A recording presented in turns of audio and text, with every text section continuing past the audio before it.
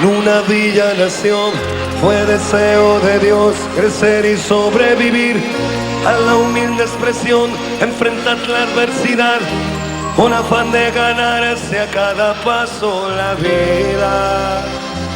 En un potrero forjó una zurda inmortal, con experiencia, sedienta ambición de llegar de cebollita. Soñaba jugar un mundial y consagrarse en primera. Tal vez jugando pudiera a su familia ayudar. ¡Grande Diego!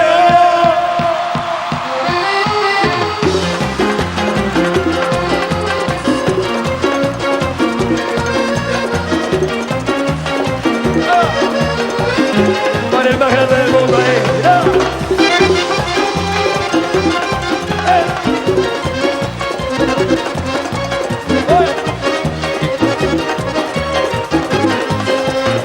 En una villa nació, fue deseo de Dios crecer y sobrevivir a la humilde expresión, enfrentar la adversidad, con afán de ganarse a cada paso la vida.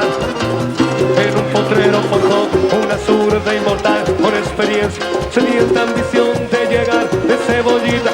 Soñaba jugar un mundial y consagrarse en primera. Tal vez jugando pudiera a su familia ayudar.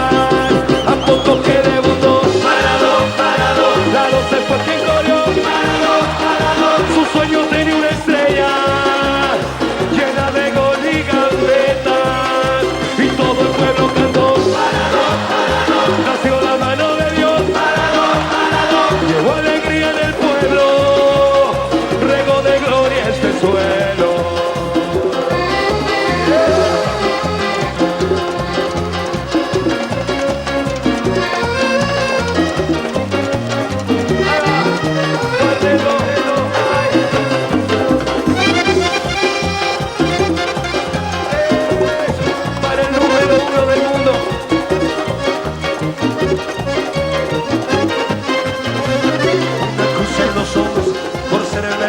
Por no venderse jamás al poder, enfrentó curiosa debilidad. Si Jesús tropezó, porque él no habría de hacerlo. La